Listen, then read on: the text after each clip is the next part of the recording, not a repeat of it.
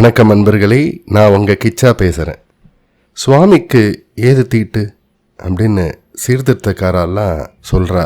மகாபெரியவா அவருடைய அபிப்பிராயத்தையும் அட்வைஸையும் சொல்கிறார். அந்த அபிப்பிராயமும் அட்வைஸும் என்னன்றதை பற்றினது தான் இந்த பதிவு.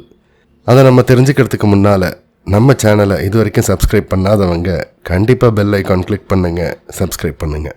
மகாபெரியவா சொல்கிறார், தீட்டு இல்லாத சுவாமி எங்கேயுமே இருக்கார். அவரை கோயிலில் தான் தரிசிக்கணுன்றது பதில் கிடையாது.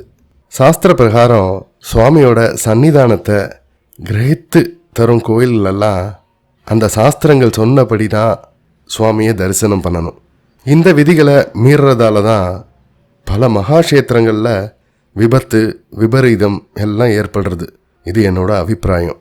ஆலயங்களில் உட்புறமும் சூழ்நிலையும் சுத்தமாக இல்லாத வரையில் ஆஸ்திக காரியம் என்னதான் நடந்தாலும், எத்தனை கும்பாபிஷேகங்கள் நடந்தாலும் நாம் திருப்திப்படுவதற்கில்லை அப்படின்றார் மகாபெரியவா. கும்பாபிஷேகத்துக்கு அப்புறம் சாநித்தியம் நிலைத்திருக்க வழி பண்ணாட்டா என்ன பிரயோஜனம்? பிரஜைகள்லாம் இந்த விஷயத்தில் தீவிரமாக கவனம் செலுத்தினா அதிகாரிகளுக்கும் சர்க்காருக்கும் பொறுப்புணர்ச்சி அதிகரித்து ஆவணம் செஞ்சான்னா பொதுமக்களோட ஏகோபித்த அபிப்பிராயத்துக்கு அந்த சக்தி உண்டு. ஆலயங்களுக்கு உள்ளேயே நடக்கிற அனாசாரங்களை பற்றி என்னை தவிர யாரும் எடுத்து சொல்ல மாட்டா போல இருக்கு. அதையும் நானே சொல்கிறேன் அப்படின்றார் மகாபெரியவா. இப்பெல்லாம் டூரிஸ்ட்டுகள்லாம் 45-50 நாள் யாத்திரைன்னு பெரிய கோஷ்டிகள், காலேஜ் பெண்கள், ட்ரைனிங் ஸ்கூல் பெண்கள் அப்படின்னு பலர் கூட்டமாக கோயிலுக்கு பஸ்ஸில் அமர்த்தி கொண்டு வரா. அவளில் எத்தனையோ பேர் விலகி இருக்க வேண்டிய காலத்தில் தரிசனத்துக்கு வந்துடுறா. இப்படி செய்யறது தோஷம் அப்படின்னு தெரியாததாலேயோ என்னவோ பெரும்பாலான கோயிலுக்கு இப்படி வந்துடுறா. முன்னாடிலாம் வீட்டு விளக்கு அப்படின்னு அவளை வீட்டிலேயே தனிச்சு வச்சிருந்தா. ஆனால் இப்போ கோயிலுக்கு கூட விளக்கு இல்லாமல் பிரவேசித்துடுறா.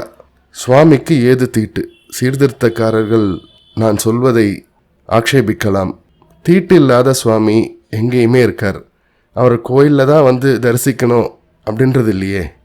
சாஸ்திர பிரகாரம் சாநித்தியத்தை கிரகித்து தர கோயிலில் அந்த சாஸ்திரங்கள் சொன்ன விதிப்படி தான் சுவாமியை தரிசிக்க வேண்டும். இந்த விதியெல்லாம் மீறுறதால தான் பல மகாக்ஷேத்திரத்தில் விபத்து விபரீதம் அப்படின்னு நிறைய நடக்கிறது. இது என்னோட அபிப்பிராயம் அப்படின்றார் மகாபெரியவா. அந்த மகாக்ஷேத்திரத்தில் ஏன் இப்படிப்பட்ட விபத்து உண்டாச்சு? சுவாமி சாநித்தியமே போயிடுத்தே அப்படின்னு நிறைய பேர் கேட்குறா. நான் மனசு நொந்து சொல்கிறேன் அப்படின்னு மகாபெரியவா தொடர்றார். சுவாமி சாநித்தியம் இருப்பதாலேயே தான் நாம் செய்கிற அனாச்சாரத்தை பொறுக்க முடியாமல் தம் கருணையையும் மீறி இப்படி அவ்வப்போது ஒரு விபரீதத்தை நமக்கு தண்டனையாக தருகிறார்.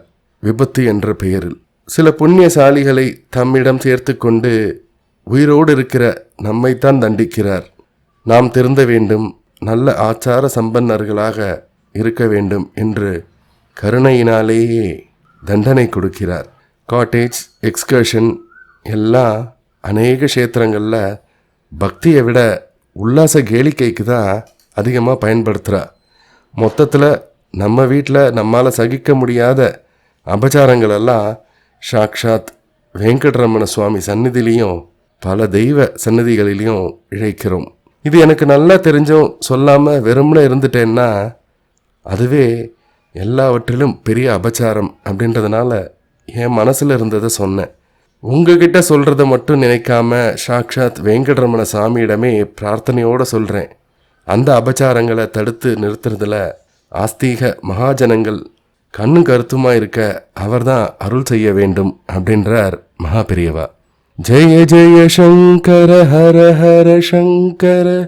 இந்த பதிவு உங்களுக்கு பிடிச்சிருந்தா லைக் பண்ணுங்கள், ஷேர் பண்ணுங்கள், கமெண்ட் பண்ணுங்கள். மறக்காமல் பெல் ஐக்கான் கிளிக் பண்ணுங்கள், சப்ஸ்கிரைப் பண்ணுங்கள்.